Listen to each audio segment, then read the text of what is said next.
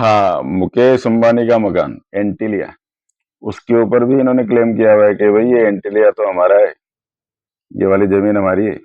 अब बोलो, आप सोचो, मुकेश अंबानी जैसो कोई नहीं बख्श रहे हैं तो आपकी और हमारा कहाँ नंबर आएगा। वक्फ बोर्ड के पास 50 देशों की जो क्षेत्रफल होता है, एरिया, लैंड एरिया, उससे भी ज्यादा संपत्ति है। इंडिया 1/3 दिल्ली वक्फ बोर्ड के पास है, ऐसा कहा जाता है।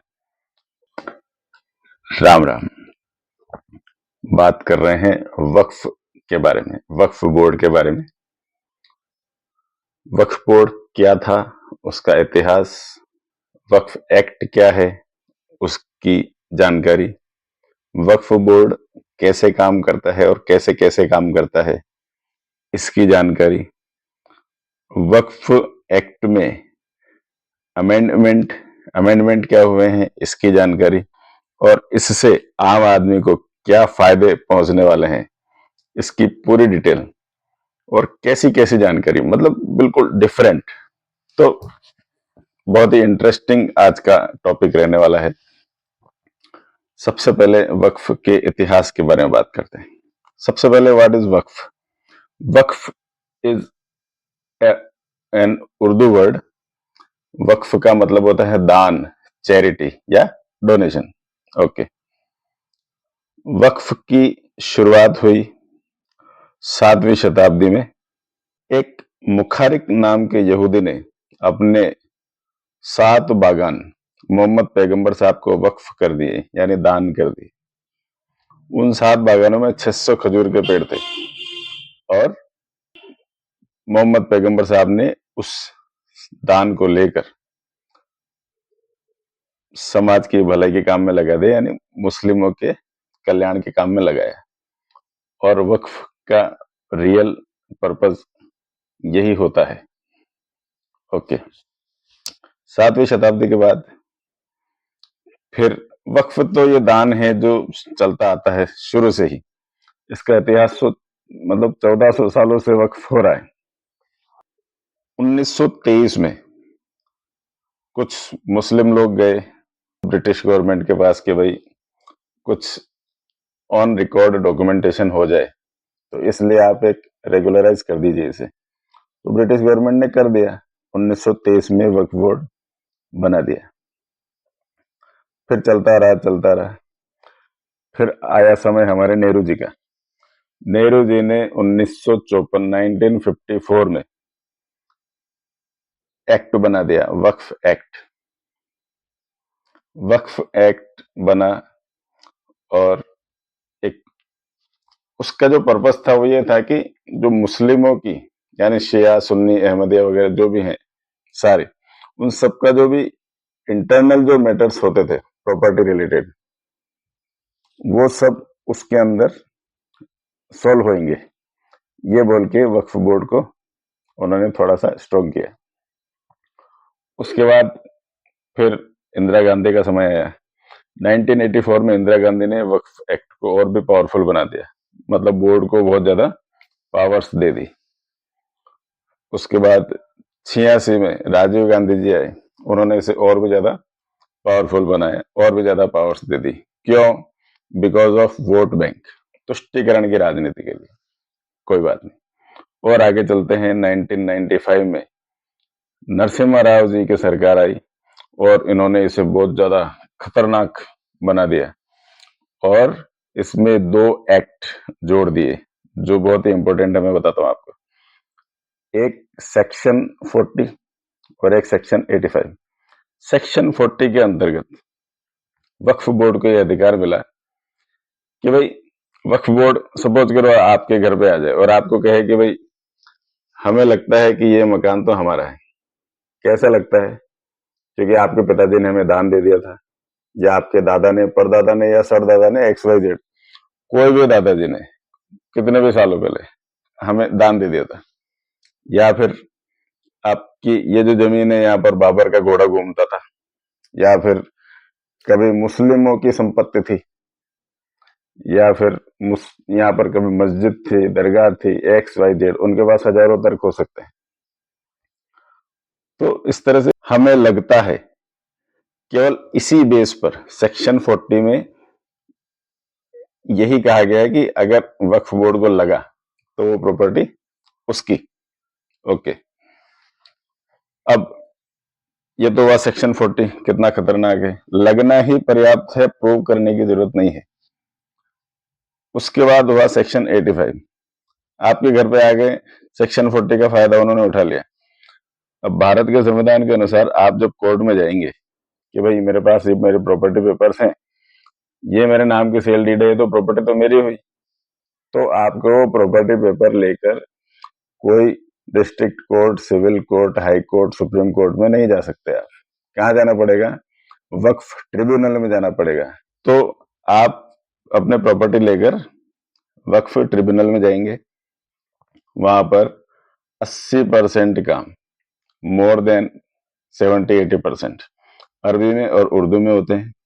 पहली बात तो आपको पता नहीं चलेगा कि यहाँ पर क्या प्रोसेस चल रही है, और वहां पे आपको सब मुस्लिम ही मिलेंगे, आपकी कोई सुनवाई होने वाली नहीं है, और वही फाइनल डिसीजन रहेगा, क्योंकि सेक्शन 85 कहता है कि इसके ऊपर कोई हाई कोर्ट, कोई सुप्रीम कोर्ट नहीं है। तो आपकी प्रॉपर्टी तो आपके हाथ से गई।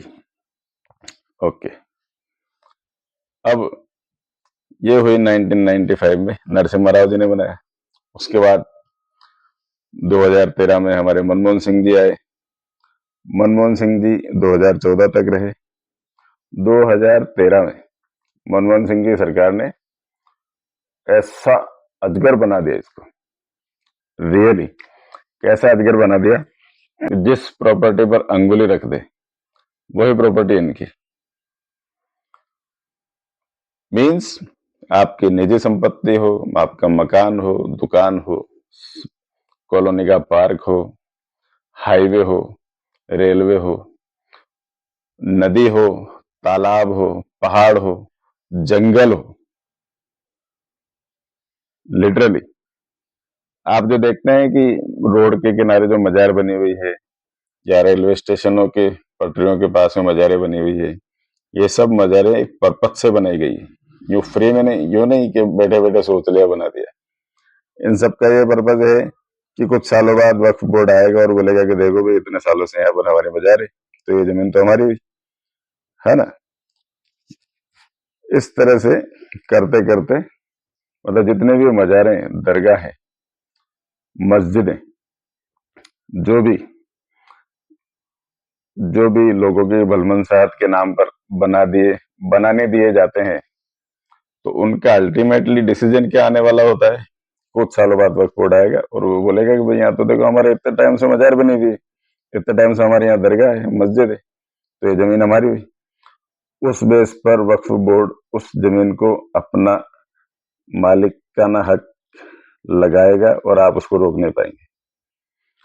और इस तरह से करते करते करते आज वक्फ बोर्ड भारत का तीसरे नंबर का प्रॉपर्टी ओनर इंस्टीट्यूट है। सबसे नंबर 1 पे आता है डिफेंस, भारत की सेना, सेकंड नंबर पे आता है रेलवे, और थर्ड नंबर पे वक्फ बोर्ड आता है। अब आप सोचिए, ऐसा कहते हैं कि कितना बड़ा दिल्ली है, 1/3 दिल्ली वक्फ बोर्ड के पास है, ऐसा कहा जाता है। वक्फ बोर्ड के पास 50 देशों की जो क्षेत्रफल होता है, एरिया, लैंड एरिया, उससे भी ज्यादा संपत्ति है इंडिविजुअली, 50 देशों का मिला के नहीं। जैसे कुछ डेटा है, मैं बताता हूं आपको। वक्फ बोर्ड के पास 10 लाख एकड़ जमीन है। मालदीव का क्षेत्रफल है 75,000 एकड़ जमीन, वक्फ बोर्ड का कितना है? 10 लाख। सिंगापुर का 1.80 लाख एकड़ है, वक्फ बोर्ड के पास 10 लाख एकड़ है।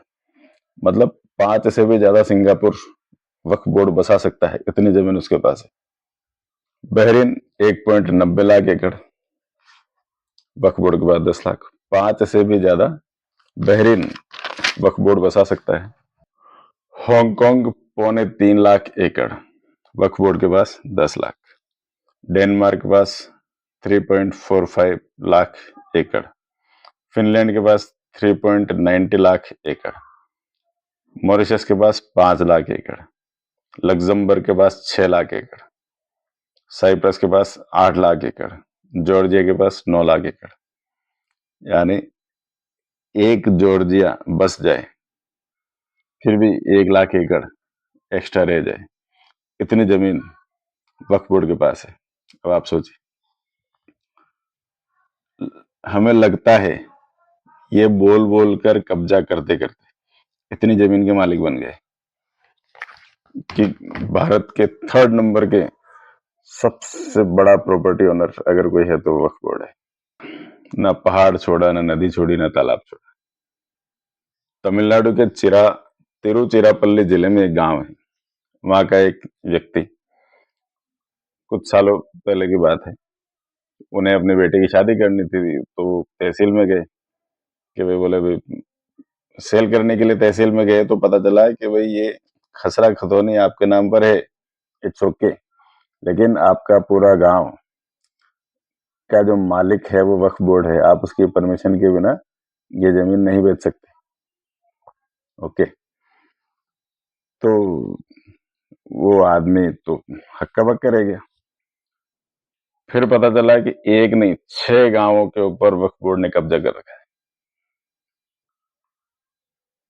और उस जो किसान की अपन बात कर रहे हैं, उस गांव में 1500 साल पुराना एक चोल साम्राज्य का मंदिर भी है। इस्लाम मजहब को ही अभी 1400 साल हुए हैं, क्योंकि पैगंबर साहब को भी 14 साल हुए हैं। तो उससे पुराने मंदिर के ऊपर वक्फ बोर्ड का कब्जा कैसे हो सकता है? यहाँ पर वहां पर कब इस्लाम रहा, कब इस्लाम के काम में आया, कब कोई मुस्लिम वहां गया होगा? कैसे भी ऐसे ही जज गए तो ले लिया, है ना। मनमोहन साहब ने जाते जाते ये तो कर दिया, उसके अलावा दिल्ली शहर की 124 प्राइम प्रॉपर्टी है। एक नॉर्मल व्यक्ति को एक प्रॉपर्टी बनाने में जीवन लग जाता है, और वक्फ बोर्ड को 124 प्रॉपर्टी प्राइम लोकेशन की, बिल्कुल करोड़ों अरबों रुपए की संपत्तियां, अरबों खरबों की संपत्तियां ऐसे ही दे दी। इतना इस हद तक का मुस्लिम तुष्टिकरण। अभी तो आज की तारीख में वक्फ बोर्ड में एक कानून ये भी है, वक्फ एक्ट में, कि अगर आपके मकान पर आगे, अगर आपको वक्फ बोर्ड ने बोल दिया भाई आपने तो अतिक्रमण किया हुआ है हमारे मकान के ऊपर, एनक्रोचमेंट किया हुआ है, तो आप तो एनक्रोचर हो, अब आपको सजा मिलनी चाहिए। तो 2 साल की जेल की सजा का प्रावधान भी है एनक्रोचर के ऊपर। और जब भी वक्फ बोर्ड बोलेगा कि भाई हमको लगता है, तो प्रूव आपको करना है। वो प्रूव नहीं करेंगे कि हमारी कैसे, आपको प्रूव करना है कि आपकी। अच्छा, इसी तरह के कुछ उदाहरण बताता हूं आपको, कुछ ऐसे एग्जांपल्स जो आपको पता चलेगा कि कैसे कैसे ये चाहे सरकारी हो निजी हो, सबके ऊपर बुलडोजर चल रहा है, जमीन माफिया की तरह। आपने आपके शहरों में सुना होगा ना, फलाना जमीन माफिया है, 4 दीवारी कर दी, कब्जा कर लिया, अब कोर्ट में केस चल रहे हैं। ऐसा ही बताता हूं आपको। गुजरात के सूरत में नगर निगम की एसएमसी की जमीन पर ही दावा ठोक दिया। एसएमसी की जमीन, सरकारी बिल्डिंग के ऊपर।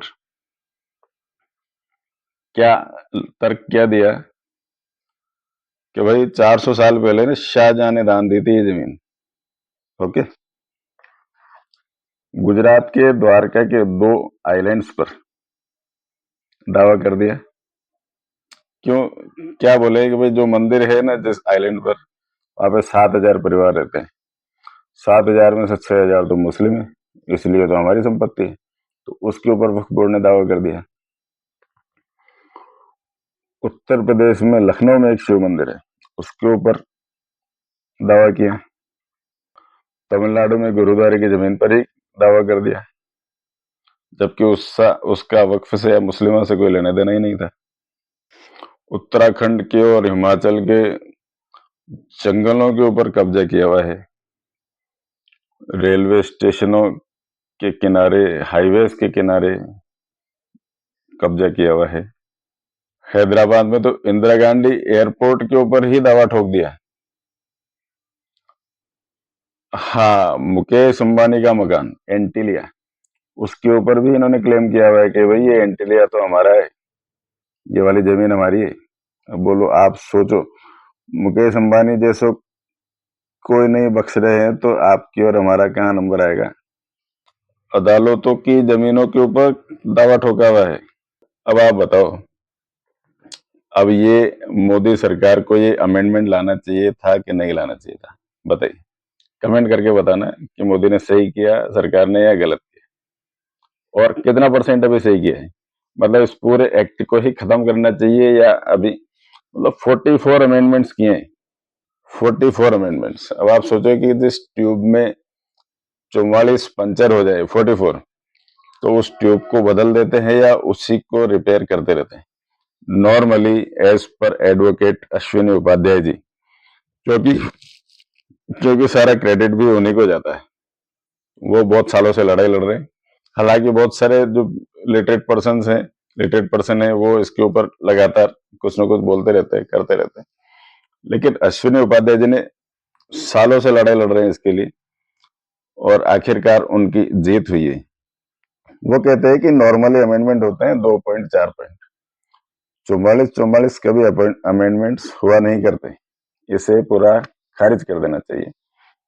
तो अमेंडमेंट का फर्स्ट पॉइंट ये है कि अब वक्फ का जो भी क्लेम है वो चैलेंजेबल है। पहले वक्फ ट्रिब्यूनल, जिसमें सारे मुस्लिम होते थे, और वक्फ बोर्ड, जिसमें भी सारे 7 लोग हैं, एमएलए, एक एमएलए, एक MP, town planner, मुतवल्ली, advocate, IAS officer, एक स्कॉलर, 7 लोग, सारे मुस्लिम होते हैं, बोर्ड में भी ट्रिब्यूनल में भी। तो और वो सबसे ऊपर था, आप उसको चैलेंज नहीं कर सकते थे। अब फर्स्ट तो ये होगा कि आप चैलेंज कर सकते हैं। आज अब ये डिस्ट्रिक्ट लेवल के पैरेलल हो गया है। अब आप रेवेन्यू कोर्ट, सिविल कोर्ट वगैरह में, हाई कोर्ट में जा सकते हैं। ओके, चैलेंज कर सकते हैं, रेवेन्यू कोर्ट, सिविल कोर्ट में जा सकते हैं। तीसरा, अब वक्फ जो भी प्रॉपर्टी हो रही है उसका रजिस्ट्रेशन अनिवार्य है। जैसे आज जो भी सेल डीड बनती है, कोई भी सौदे होते हैं संपत्ति के, तो जिस तरह से रजिस्ट्रेशन होता है, गवाह लगते हैं और स्टाम्प पेपर के ऊपर होता है, इसी तरह का अब हुआ करेगा। ओके, अच्छा एक बात और बता दूं कि ये जो अमेंडमेंट्स हैं ये प्रोस्पेक्टिव हैं, यानी भविष्य में होने वाले मामलों के ऊपर ये प्रभावी रहेंगे, रिट्रोस्पेक्टिव नहीं। मीन्स जो बीत गया पिछले सालों में, 95 से लेकर आज तक इन 30 सालों में जो भी लूटमार हुई है, उसके ऊपर अभी तक, आज इस समय तक ये प्रभावी नहीं है। और अमेंडमेंट को और थोड़ा करेक्शन करे तो बात अलग है। 3 पॉइंट हो गए। चौथा ये है कि वक्फ बोर्ड में अब 2 नॉन मुस्लिम्स और महिलाओं की भी एंट्री रहेगी। महिलाओं को रिजर्वेशन नहीं दिया है, लेकिन उनका भी अब रोल रहेगा। हाँ, एक बहुत इंपॉर्टेंट बात, जो 5वां पॉइंट मैं बता रहा हूँ, वक्फ बोर्ड को जैसे लग गया, उन्होंने डीएम को आदेश दे दिया, कलेक्टर को वक्फ बोर्ड आदेश देता था कि भाई ये संपत्ति हमारे से खाली कराओ। अब कलेक्टर की मजबूरी है कि बुलडोजर लेके जाए, अपने साजो सामान जाप्ते के साथ जाए और संपत्ति को खाली करके चाबी वक्फ बोर्ड को हैंड ओवर करे। अब अमेंडमेंट के बाद चेंज ये आया है कि पहले वक्फ बोर्ड खुद ही सर्वे करके फिर ऑर्डर देता था कलेक्टर को। अब सर्वे करने का काम कलेक्टर खुद करेंगे या करवाएंगे। और अब ये थोड़ा सा, ये यहाँ पर और थोड़ा सा ट्रांसपेरेंट प्रोसेस रहेगी। परिवार का मुखिया अगर संपत्ति वक्फ करे तो उससे अपनी पत्नी की परमिशन, सहमति लेना आवश्यक रहेगा, परिवार की सहमति लेना आवश्यक रहेगा। पहले जैसे जिन लोगों की कोई संतान नहीं होती थी, जैसे अंग्रेजों के जमाने में झांसी की रानी के बेटा नहीं था, उन्होंने दत्तक पुत्र एक गोद लिया था, लेकिन अंग्रेज नहीं माने और आखिरकार जंग हुई। वैसा ही इसमें भी ऐसा ही है। वक्फ अगर किसी परिवार में कोई वंशज नहीं है, उनका कोई उत्तराधिकारी नहीं है, तो वो संपत्ति वक्फ के पास चली जाती थी। लेकिन अब ऐसा नहीं रहेगा, वो अपने भांजे भतीजे या किसी को भी दान कर सकते हैं, दे सकते हैं। सॉरी, वक्फ बोर्ड पब्लिक नोटिस निकालता था न्यूज़पेपर में। 30 दिन की मोहलत उसमें रहती थी कि भाई अगर किसी को आपत्ति हो तो 30 दिन में आ जाओ। और वो ऐसे ऐसे न्यूज़पेपर में निकालते थे कि जिसकी कुछ कुछ सैकड़ों प्रतियां ही जाती थी। अब सब लोग पढ़ते नहीं थे, और आखिरकार पूरे भारत भर में अगर कुछ सैकड़ों प्रति में होगा तो क्या होगा। आखिरकार 30 दिन निकल जाते थे, उसके बाद वो संपत्ति वक्फ की हो जाती थी, और उसके बाद वो पब्लिक नोटिस ही रजिस्टर्ड सेल डीड का काम करती थी। लेकिन अब ऐसा नहीं रहेगा। ये जो लिमिटेशन एक्ट है, इसको भी करेक्शन किया है, अमेंडमेंट किया है, और साल भर बाद, 2 साल बाद भी आप अपने संपत्ति के लिए चैलेंज कर सकते हैं। एक रेगुलेटेड एक्ट बन गया, फिर उसके बाद धीरे धीरे इसका डेवलपमेंट होता गया, और आज ये एक अजगर बन गया जो बड़े बड़े पहाड़ों को निकल जाता है, तालाबों को, जंगलों को निकल जाता है। इस तरह का ये एक अजगर बन चुका है। वक्फ बोर्ड लैंड माफिया की तरह काम कर रहा है। और ऐसा नहीं है कि वक्फ बोर्ड केवल नॉन मुस्लिम्स की ही संपत्तियों पर दावा ठोकता है। बहुत सारे मुस्लिमों की भी संपत्तियां इन्होंने हड़प रखी हैं। पूरे भारत में वक्फ बोर्ड के खिलाफ 120 याचिकाएं लगी हुई हैं, जिनमें से 20 मुस्लिमों की तरफ से लगी हुई है। गैर संवैधानिक ये वक्फ बोर्ड कैसे हुआ? जब बंटवारा हो गया, संविधान में कहीं पर भी वक्फ जैसे किसी शब्द का जिक्र नहीं है, और संविधान में साफ साफ कहा गया कि धार्मिक आधार पर कोई भी अलग से कानून, कोई भी एक्ट, कोई भी ट्रिब्यूनल नहीं बनेगा। ट्रिब्यूनल बनाने की परमिशन है, एनजीटी के पास अपना ट्रिब्यूनल है, जीएसटी के पास है, इनकम टैक्स के पास है। ये हैं, ये तो संस्थाएं हैं। धार्मिक आधार पर ये जो ट्रिब्यूनल बना है ये गैर संवैधानिक है, क्योंकि धार्मिक आधार पर कुछ अलग से हो ही नहीं सकता। अलग से आयोग बनाने की, धाराएं बनाने की अगर परमिशन है तो महिलाओं के लिए है, महिला अधिनियम के लिए छूट है, एससी एसटी के लिए है, धार्मिक आधार पर नहीं है। इस तरह से गैर संवैधानिक है। गैर कुरानिक कैसे है? कुरान में कहीं पर भी मजार, दरगाह, कब्रिस्तान का कोई उल्लेख नहीं है। किसी भी पक्की मजार, पक्की कब्र का कोई नहीं है। आप सऊदी अरब, कुवैत, मस्कत, दुबई, किसी भी गल्फ कंट्री में आपको पक्की मजार, दरगाह और कब्रिस्तान नहीं मिलेंगे। भारत में ही क्या है? कुरान के अनुसार दरगाहों पर, मजारों पर बनाना भी हराम है और वहां पर जाना भी हराम है। इसी 1995 1995 के एक्ट के आधार पर वक्फ बोर्ड पैसे वालों को नोटिस भेज भेज कर वसूली करता रहता है, गरीब बेचारों को नोटिस भेज भेज कर धर्मांतरण करवाता है, और जो नहीं मानते उनकी प्रॉपर्टी हथिया लेता है। तो आपको बताया कि क्या वक्फ बोर्ड क्या है, इतिहास क्या है, कैसे काम करता है, और क्या क्या अमेंडमेंट्स हुए हैं। इसी तरह की सबसे अलग हट के जानकारी पाने के लिए सब्सक्राइब कर लीजिए, शेयर, लाइक और कमेंट जरूर कीजिए। जय श्री राम, धन्यवाद, भारत माता की जय।